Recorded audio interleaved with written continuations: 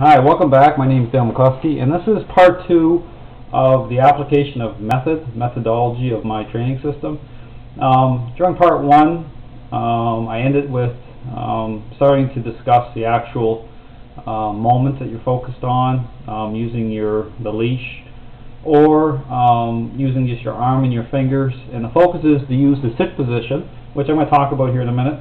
But really what you're doing here is the whole thing, understand, and I talked about shrinking your dog's world. So what you need to do for about 2 to 3 weeks, and this is all aligns too when you have a housebreaking issue and you're going to have other behavior issues, you're even older dogs that just are going in the house. It's an expression of power. So the crate is useful because you're able to control bad outcomes that way. You can build a structure off that so that your dog will be in the crate and then outside on the leash and then in one specific area, circling around and back in, and then you're good to go for a bit. But if it's a power issue, you're not really understanding that, so you still want to bring that dog more into your area as you're changing, because that helps to tamp down the mind. Just like kind of like as role change is happening, it's just kind of like taking gravel and kind of tamping it down a little bit. That's why when the dog is out of your view and you're trying to create role change, or say the dog has a certain level of power, when they're out of eye shot, that's when you'll get the digging and destructive behaviors and the peeing in the house behaviors. So as you're creating role change, you want to start to get your dog closer to in your area, and so that you're starting to work the mind. You're starting to put meaningful influence over the mind. It's like what it is just like a little reminder to your dog, and you're exposing, just like a litmus test of the mind. You're testing the mind and you're exposing this issue. And so as you do this whole methodology, you're going to be working off the sit position. That's the position, but you're going to be creating it. You're not asking your dog to go into that position. You're actually going to be using the tips of your fingers. You're going to be pushing your dog's bum to the floor, and then you're going to push on the dog's back as well, upper back area, but not rubbing. You want to get away from anything in your mind that is thinking about petting on your dog. We want to get more into the parental state of mind. So when you're doing this technique, you want a word inside of your mind as you're doing this that helps to get your mind into the right place. So I'll use like a word like I own, which represents I own everything, because again, the mind with the dog holding power will separate, and they want to express that on everything, but they're not with you. You're being objectified. You're not being seen as meaningful. So if you have a dog on the leash that's holding a lot of power, they'll look almost schizophrenic. I mean, the mind is gone at that level. It separates away. That's what power does. So a dog that's is a follower, the mind comes through that owner. It's a conditional state. It's a follower state.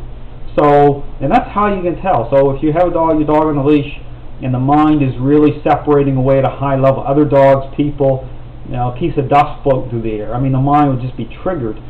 So what you need to do is you need to start to interrupt that. I mean, that's important. That's the whole methodology here, is interrupt it.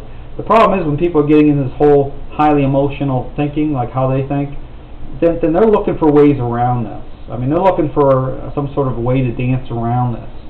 And I want to tell you something. I mean, if you're really conflicted with this, you're struggling with this whole methodology, encourage you to get my book, the Mind and Body Connection. I really go in deep and I explain, I just break it down and I piece it back together again, and I show the mind and body connection here. So, and because the whole thing is you need to get your mind into the right place before you even start doing the method, because your mind and body's connected. So if you're just going through the motions and you're not serious and your mind's not going into that parental place it needs to go, then you're wasting your time. You're going to be limited in what you can do.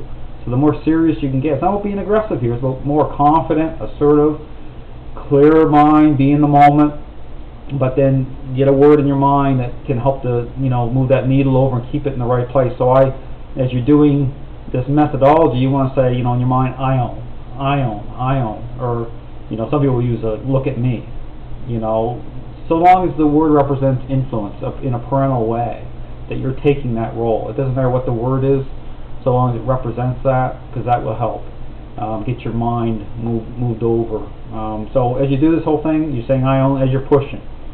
So as you're putting your dog in position, now the whole thing is you're going to get, depending on the level of power, you're going to get a little resistance.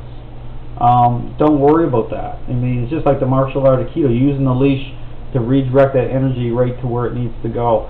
And so when you do my method 2, you're not locking the dog into the sit position tight and trying to hold them in. What you're doing, in essence here, is getting your moment. You know, you're going to get a second or two of a follow or calm state. When you'll see it here, I'm going to show you a picture of this whole, how this kind of plays out. But what you're doing here, and I'm going to show the first picture here as I'm lining the dog up. Now here, you can see the picture, hopefully you can see it. You'll see me with the dog, and this is a service dog up in Orlando. I was helping to retrain a little bit. Anyway, the dog's mind, you'll see, is I have the leash, the dog's mind separated away a little bit here. I'm starting to line up the push-pull, I call it push-pull method. So as you do the method, you'll see me start to push, my hands coming towards the dog's back. Now there's awareness here. As you start to move, your mind's moving down, the dog is in tune to the intent, believe it or not. That's why you'll see dogs react before you even get your hand close, because they know where your mind's going and what your intent is. And that's why no words are spoken, just do, because trust me, that's the unspoken language part of this. Here you'll see me pushing now. I got the pushing on the dog's rear part. My intent goal here is to get the dog into the sit position. Here I'm just continuing the push. You'll see me, I'll show you here. Now as I'm pushing here, now I've got the dog's bum down, the head's kind of straight ahead here. You'll see as I'm doing this methodology, my hands are switching on the leash here, because whatever hand you have on whatever side, you want that to be free and clear. So there's a little switcheroo going on here with the leash. But here, notice as I'm pushing on the back, the dog's head is starting to come towards me. Okay? Influence. The mind's starting to come in. And that's the moment that you're looking for. So as that happens, you'll see the dog's mind come in, and that's the moment that you're in your mind, you're happy. And even here, you'll see another picture here. I did another dog. What I even show here in my book is the blue and red. It shows how how the mind is governed and influenced, how that conditional state starts to take hold. So really encourage you, this book. Hopefully you can see the pictures, but this is my basic book, Beyond the Leash Dog Psychology Guide. All this methodology I'm talking about in this video is in this book. You can get it either through my website, just email me, I'll send it by way of a PDF attachment, or it's available on Kindle, on Amazon Kindle or Barnes & Noble, and just type in the search word Beyond the Leash Dog Psychology Training Guide, or my name, Dale McCluskey, and the search results will pull up, and this book will be there. It's 146 pages. Trust me, it's a great investment. It'll help you a lot as I'm talking about. It shows there's many photos in here, step by step, and it'll get you going. But again, getting back to explaining the whole technique is that's what you want to do. The whole thing, and so even off leash, again, your arm is the leash and your fingers are the hook, and so you're going to be playing off that whole thing with creating a moment. Now, when you got your moment off using the sit position, what you're doing is you're focused on that 1 or 2 seconds. When you see your dog into a calm, submissive state, then you're just going to keep working the mind a little bit. So now it's not, when you do the sit, you're not trying to hold your dog in tight. Try to picture this like the tide is coming in and out, because you can't take, when it comes to the dog giving up the lead role, it's going to take time. It takes, it could take a few weeks. The dog will give up a little power every day. And so you're not trying to overload this. This is transitional, but what you're creating here is the wow factor. The dog is going to feel or intuitively sense that the holes are closing over your psychology. You're becoming more the parent, and the dog will just start to release that role over to you. But you have to, this is the whole thing of being proactive. I mean, dog owners that are very emotional, you'll see their psychology, it's reactive. I mean, they're waiting until a bad moment, and then they're trying to deal with it, and then they're you can see how their psychology is going. It's trying to sidestep and avoid and humanize. Here you're proactive, so you're not waiting. That's the other thing. You're not waiting for your dog to do something bad. or waiting, you still respond in those moments. But the whole methodology here is you're going to be doing this because you're trying to see it this way. Your dog already sees you, is already objectifying you, has already pegged you into the weak role. So it's up to you to break free from it. So you want to be proactive. So these are just like little reminders. So even during the daytime, as your dog is with you, as you've created some structure so the dog just can't go out and hang around and express power, just like steroids, they're fueling off that. You're going to be putting method on your dog just for a second or two, create a moment. So you're just going to walk over to your dog, and your dog appears fine to you, because understand this, appearances are deceiving. You have to look at the amount of power, how the dog sees you in the framework of the relationship. So you want to create meaningful change, and you have to be proactive in that. I mean, you're going to have to be more of the parent. So you're going to go over to your dog just as your dog's floating around your house, and you're going to put a moment or two on your dog in different areas. Just when your dog looks okay, you're going to walk over, take a hold of the collar, put your dog into a sit, flex. That's the other technique here is, flex your fingers a little bit. And those are small little hey yous. So, the thing is it's not supposed to be like choke chain like in high energy. The goal here isn't to rip your dog's head off. Now, this isn't meant to be aggressive. It's meant to be, to create influence. It's to interrupt the mind, okay? It's to bring the dog's mind in. So you're going to be, a combination of the push-pull method, a little bit of leash flexing, okay? You're going to test, you're going to get that mind worked into you. Now, the whole thing with reactionary, this is why people say, well, Dale, why are you flexing the leash and the dog isn't even doing anything? Understand this, okay? We're going to explain this clear to people so they're not, because when people look at my videos, they'll see me being really proactive with the leash, even though the dog isn't doing anything aggressive at the time, or really the mind isn't pulled away hard. The whole thing about this is once you understand, because this is the thing about the tree and the branches, once you understand the level of power a dog is holding currently in the relationship, you have to test and be at that mind more continuously for 2 or 3 weeks, more often. Because the whole thing, because when you start testing the mind, you'll see even when you do that, the dog holding power isn't going to accept that. I mean, they're going to react to that all right. They're going to start to go to that. So what I'm doing is I'm being proactive in that. I'm testing the mind, because you take a balanced dog and you flex the leash a little bit, that dog isn't going to react. That dog's just going to be, yeah, whatever, I'm a follower anyway. Because this is the whole thing about making sense to the dog. It's like drawing a definitive line. That's why when I'm working the leash, I'm not holding the leash tight either. When you do this technique, there's a little bit of slack every time, because there's a line in the sand that it makes sense. It has to make sense to the dog. So when the mind is separated away and expressing power, you're going to interrupt more often. Okay, you're going to be flexing more. When the mind is back in, you'll see the dog's head come towards you and in. Stop. I mean, the mind is there.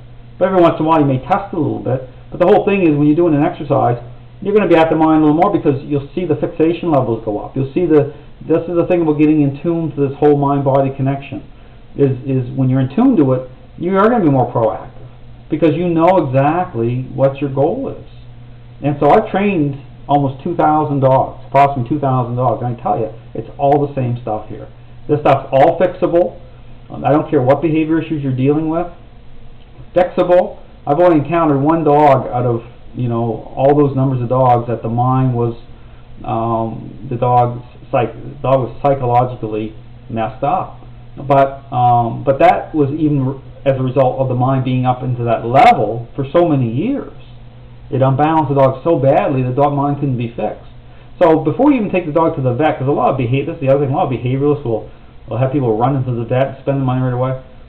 You want to, these things, they're doing that because they don't understand behavior issues. They're humanizing them. So here, trust me, you start putting the methodology on the dog right away, you'll see really quick. You'll see these. If the dog's reacting the way I'm describing my methodology, it's working. Don't take your dog to the vet. Don't waste your money. You might want to take them anyway, just to have a checkup and all that. But trust me, if it's a fear issue, an anxiety issue, a behavior issue that I'm talking about, trust me, just apply method, and you'll see dramatic change. So it'll save you time. It's going to save you money. But the whole thing is, what I'm doing is getting you in tune to nature. That's important. So anyway, the first goal here is for the first few days is just start to put use the sit position, create a few moments inside the house everywhere, use the crate to help to build some structure. You want to use the leash for say 2 or 3 minutes, but the other thing is don't overtrain. Always try to end on a good note. So for example, I might create say 20 or 30 moments during the day inside the house if I'm around, and then I'll have the dog structured in, and then I'll be using the crate. But it's all about almost like boot camp. It's to get the roll change going on so it can be faster. So, but at the same time, don't overtrain. So you're not gonna, because you're changing how you think at the same time. So you're not gonna. It's about quality, not quantity. Because you can be doing a lot of quantity, but if your psychology isn't shifting over to where it needs to go, then it's a waste of time. You want to just be the mind and body connected. You want to be doing enough every day, some daily ritual and interaction that is going to help this. So even on your walks outside, same thing applies. Get your dog's mind back. Be aware of the ebb and flow of the mind. Use a sit position. Put your dog back into sit, flex. Don't allow the mind to go ahead of you. You want to get the mind beside you in that type of heel position. And the other thing is when you start to tack, this is the thing about commands. You start to hook commands on once meaningful influence starts to take hold. And you'll see that because as you start to push, the dog's going to start going into the sit. Then you can start to say sit, but as you're still pushing. See, this is the whole thing about influence type. We'll get into this here a little bit too. If you say, say me saying sit to a dog and you saying it could represent two entirely different things depending on the role it's coming through. So if you're being objectified to the follower role and you say sit, the dog may or may not sit, but then think they're going to get something in return. I do it, it's because it's coming from a place of influence. Through that role, the dog's just going to do it. And I might pat on its head or whatever. But it's important to understand, it's all context here. So that's the thing, people are very, it's very deceptive. You have to understand how deeply a dog's mind is governed and influenced, but you need to really focus on working on it. So, and that's the starting goal, is just to get these moments going on. Through the leash, off leash, fingers in the hook, push-pull method, leash flexing, little hey yous, and then it just extends out from there. So once you build up a foundation, it's just like cement, you're laying cement, and then once the separation starts to happen off leash, because the leashes are all meant to go away, then you're going to have a balanced dog. You say come, the dog's going to come right into you. All the behavior issues are going to go away. So anyway, I encourage you to check out my other videos. I'll be posting more on my site here going on about methodology, and hopefully this will really be very informative. Again, I encourage you to check out my books. Again, Beyond the Leash, that's available. I also have the Mind and Body Connection book. That is very, that really gets into the reasons behind method and why I do it the way I do it. Also have police books, Beyond the Line, which is a police methodology book, and I have another one coming out very soon. It's called Going the Ground, and it's going to be one of the most insightful police dog training books out there. And I go into it, shows all sorts of models to work off of for tracking, and really explains the whole thing about how to motivate your dog, how to unleash the full drive of your dog, and so that it takes the confusion out of everything. So I encourage you to check that book out. It's going to be available very soon. So again, thanks very much for watching. I want to just encourage you to stay hopeful. Any behavior issue you're dealing with can be fixed. It can be overcome. And if you're, no matter what field you're in, whether you're just a dog owner looking for some answers, if you're a trainer looking for more answers, this system of training provides answers. It really does. It connects that final dot, and it's through this connection that dogs share with us through nature. So again, encourage you to check out my site. Thanks very much for watching, and I hope you have a great day.